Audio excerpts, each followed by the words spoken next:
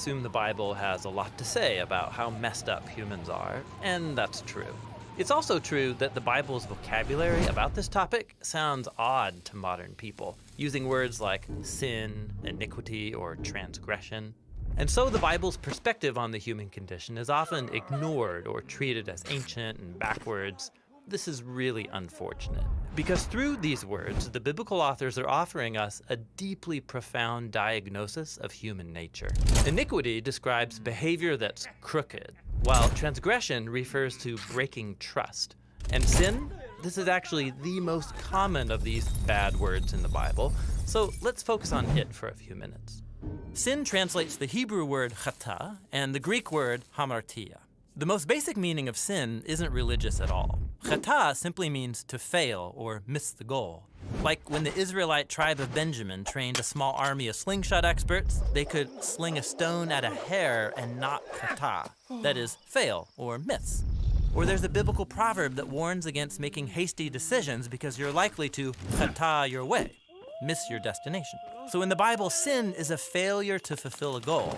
But what's the goal? Well, on page 1 of the Bible, we learn that every human is an image of God, a sacred being who represents the Creator and is worthy of respect. And so in this way of seeing the world, sin is a failure to love God and others by not treating them with the honor they deserve. You can see this idea in the famous code of conduct given to the Israelites, the 10 Commandments. Half of them identify ways you can fail at loving God, and the other half name ways you can fail at loving people. And the fact that both kinds of failure are combined shows that failing to honor God is deeply connected to failing to honor people. This is why in the Bible, sin against people is sin against God. Like when Joseph refuses to sleep with the wife of Potiphar, he says, "How could I sin against God?" In Joseph's mind, failing to honor a human made in God's image is a failure to love God. And so, sin is a failure to be truly human. But there's more. A fascinating thing about sin in the Bible is that most of the time that people are failing, they either don't know it, or even worse, they think they're succeeding.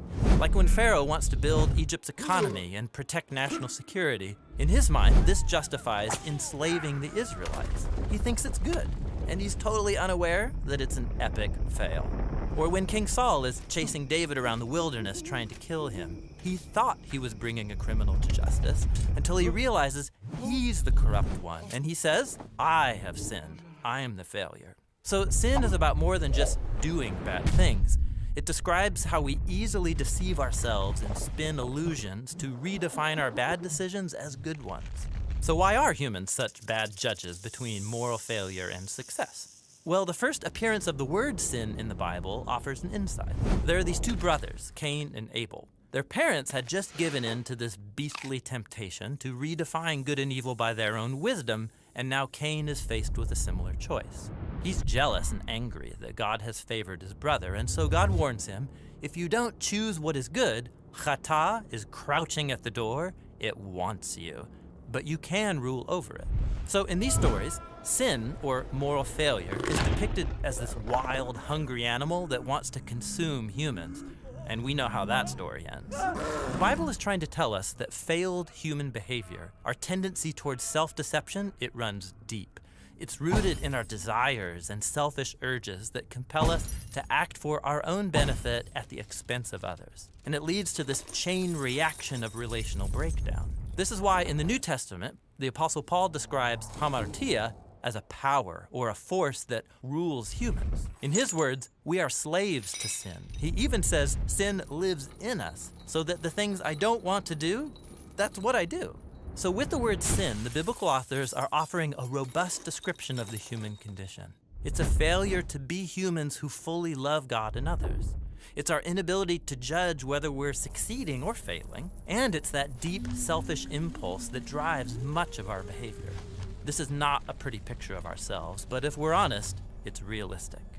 This is why in the Bible, the story of Jesus is such good news. He's depicted as the Creator become a truly human one who did not fail to love God and others. That is, he did not sin. And yet, he took responsibility for humanity's history of failure. He lived for others, and he died for their sins. And he was raised from the dead to offer them the gift of his life that covers for their failures. Or in the words of the apostles, he committed no sin, Yet he carried our sins in his body on the cross so that we might die to our sins and live to do what is right. And that's the story behind the biblical word for sin.